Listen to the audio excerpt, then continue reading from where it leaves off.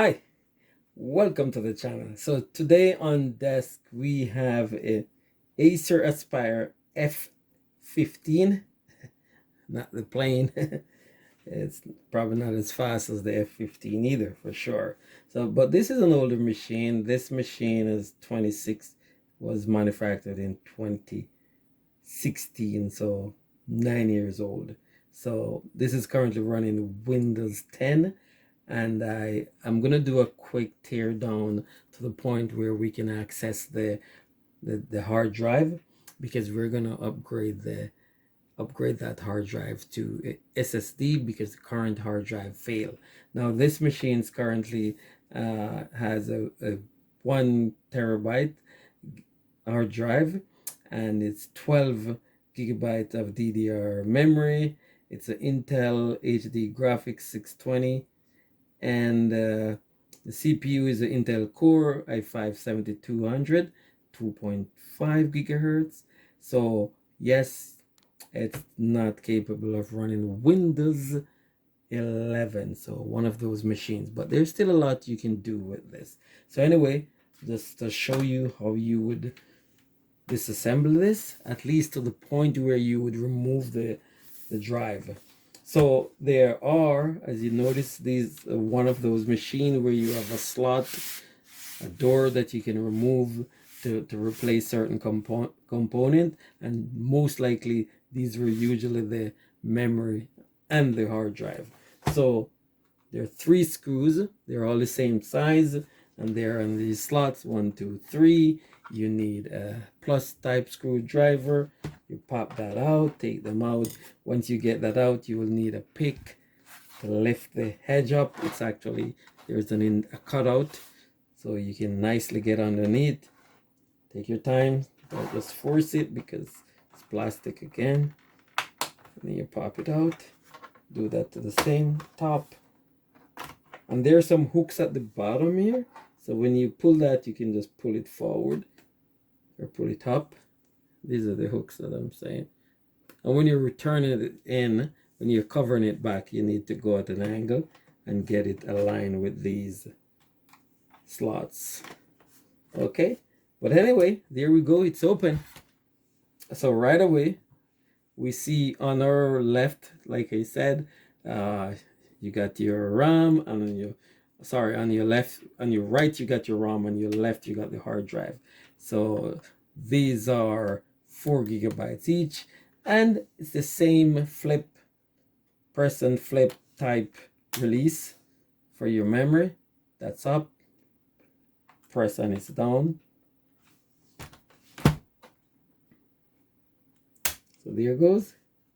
And just to remember, be careful when you're handling these, handle them by the edge, and ensure you're not on carpet, or you could also wear an anti-static wrist strap, just to take the electrical, the charge, static charge from your body. Okay, so that's it, easy replacement. I just want to point something out here, that today we're replacing, I'm going to show how we can actually swap out the hardest drive for an SSD, but you can also put in a PCIe type SSD, and that's the small PCIe drive that looks somewhat like a memory stick, but it slots up into the socket here, and then there's a screw to keep that down.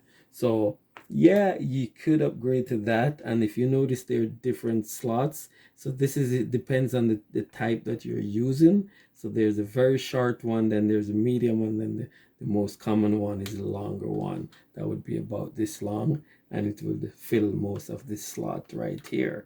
So anyway, just get back to what the intention is here, is to remove this mechanical drive.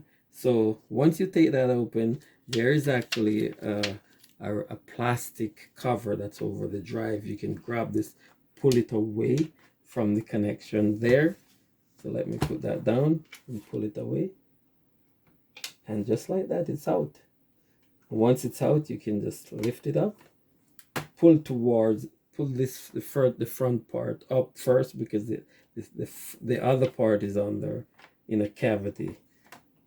Okay, so once you get this out, if you're doing a swap, you will need to remove this cover because this acts like a bumper. So technically, because this is a mechanical drive, so this would be very necessary to prevent it from shock.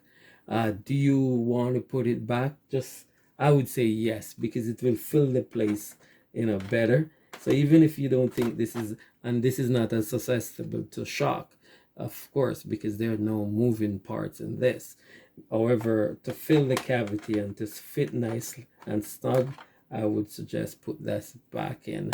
And in order to do that, you have 4 screws, 1, 2, 3, 4, and you need to take that out. Plus, you put this cover over. You have the slots here for the screws, and then this was facing up. Just like that, you're in. Now, while I'm here, if your model includes a DVD or a CD-ROM, well, DVD or drive, you would need to remove this screw and you would pull the drive out. So let's just show you that. It's the same type screw as the ones that cover for the back here. And once you get that screw out, you would pull this. But here's the surprise with this one. This is a dummy slot. There's no DVD. So, but obviously you could upgrade that to a DVD drive and put one in if you want. So that's it. So another thing that since I'm here is to show you there's a reset hole right on the bottom to the left of the grid when it's facing like that, just below the screw that you remove for the DVD.